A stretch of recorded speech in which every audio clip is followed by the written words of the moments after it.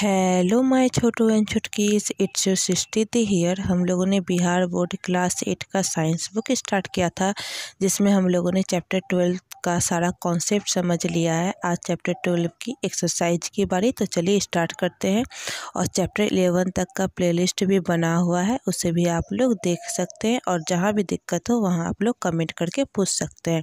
तो सबसे पहले आप लोगों का चैप्टर 12 की एक्सरसाइज में चूज द करेक्ट ऑप्शन, मतलब सही विकल्प को चुने।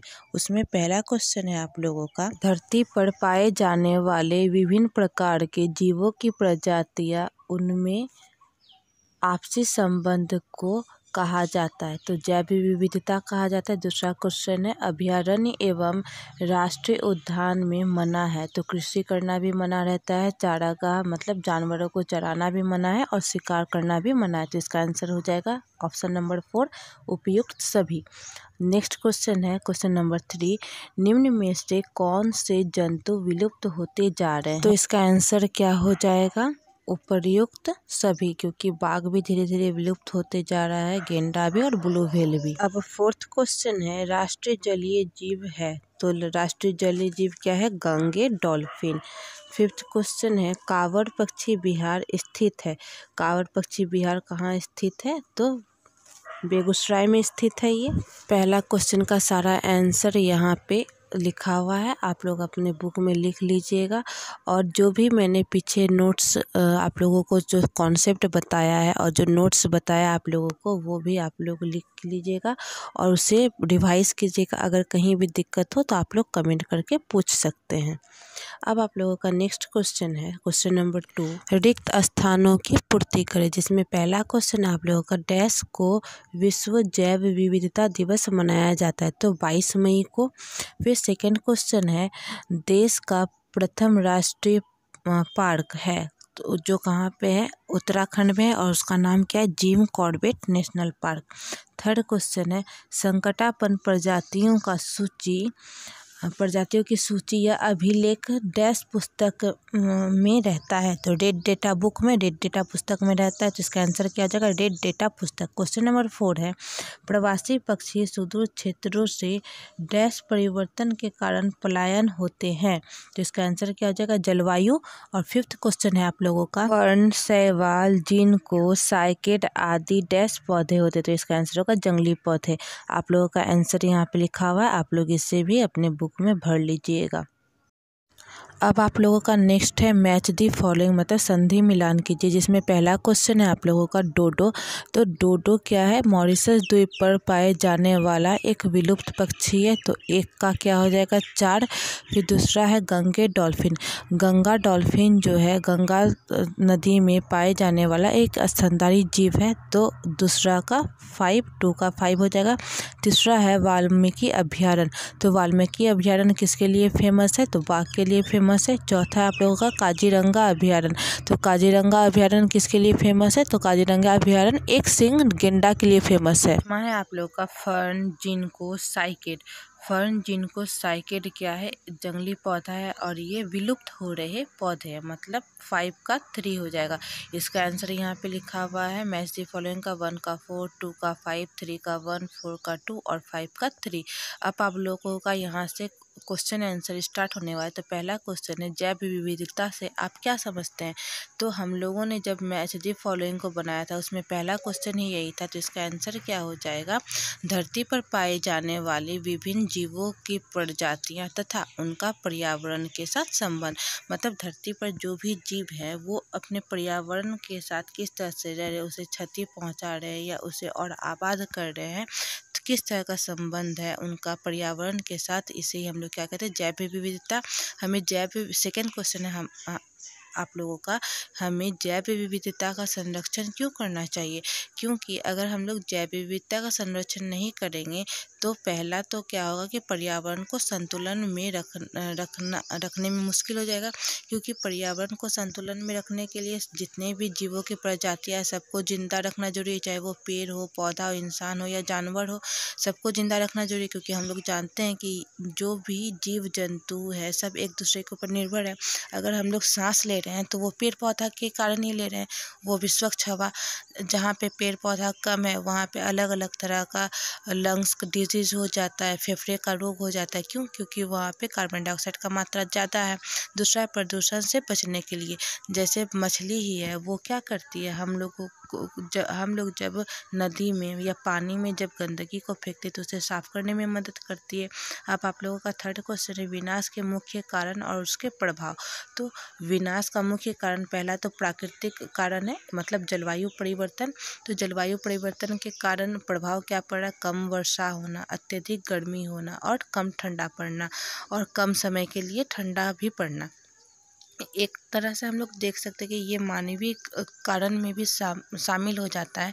मानवीय कारण में कैसे शामिल हो रहा है? क्योंकि हम लोग जो पेड़ पौधा काट रहे हैं उसके कारण क्या हो रहा है, हम लोगों के वातावरण में अत्यधिक गर्मी बढ़ रही है, क्योंकि कार्बन डाइऑक्साइड का एक परत जमते जा रहा है, जिसके कारण क्या हो रहा है, लगातार गर्मी बढ़ते जा रही है। तो दूसरा आप लोगों का कारण क्या हो जाएगा? मानवीय क्रियाकलाप। जैसे हम लोग वनों की कटाई कर रहे हैं या जानवर को अधिक मात्रा में हम लोग चरने के लिए दे रहे हैं और वनों को हम लोग जला रहे हैं।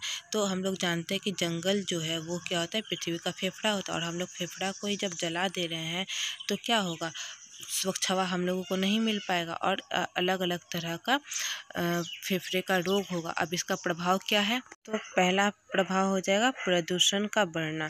हम लोग देख रहे हैं अभी अलग अलग तरह का प्रदूषण हो रहा है, जैसे ध्वनि प्रदूषण, वायु प्रदूषण, जल प्रदूषण, मृदा प्रदूषण, ये सारा हम ही लोग के कारण हो रहा है। दूसरा है आप लोगों का ग्लोबल वार्मिंग, मतलब जब हम लोगों के वातावरण में कार्बन डाइऑक्साइड का एक परत जम जाता है उसे हम लोग क्या कहते हैं, ग्लोबल वार्मिंग, जिसके कारण गर्मी बहुत ज़्यादा पड़ती है। और तीसरा है आप लोगों का मृदा अपरदन। मृदा अपरदन का मतलब होता है मिट्टी का ऊपर वाला जो परत है उसका बह जाना।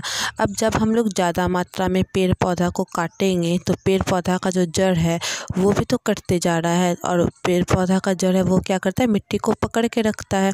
तो जब मिट्टी को पकड़ के रखने वाला कोई है ही नहीं तो वो तो लूज़ हो जाएगा, और जब ज़्यादा जोर से हवा चलेगी या आंधी तूफान आएगा तो क्या होगा, पर आप लोगों का मिट्टी का जो ऊपर वाला परत है वो हट जाएगा। तो इसी को हम लोग मृदा अपरदन कहते हैं।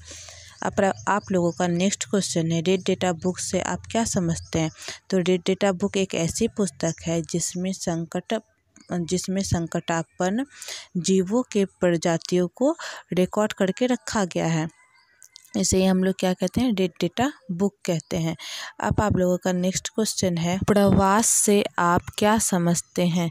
तो इसका आंसर क्या हो जाएगा, जब कोई जीव अपने देश को छोड़कर हमारे देश में आकर कुछ समय के लिए रहे, अपने जीवन यापन के लिए, फिर कुछ समय बाद अपने देश लौट जाए, इसे हम लोग क्या कहते हैं, प्रवास कहते हैं। जैसे साइबेरियन पक्षी वो क्या करती है, उसके जब न्यूजीलैंड या साइबेरिया में बहुत ज़्यादा ठंड पड़ने लगता है तो वो उड़ के हमारे देश में आ जाते हैं और यहाँ अंडा दे के फिर वो अपने देश को लौट जाती है।